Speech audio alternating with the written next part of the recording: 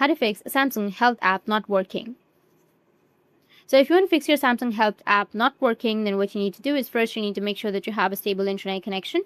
After that, you need to open up your app store, and then you need to go with search, and here you need to search for Samsung Health. Once you find the Samsung Health application, if you have already updated, then it's good. But if you have any updates and if you have not updated yet, then you just need to simply go and update it. Now, after updating, you need to go back and then tap and hold on to your Samsung Health application. Once you do that, you will get the app info option. Tap on it. Now you need to scroll down, and then you'll find an option of storage and cache, and tap on clear cache, which will be on the right side. After clearing your cache, you need to go back and restart your device.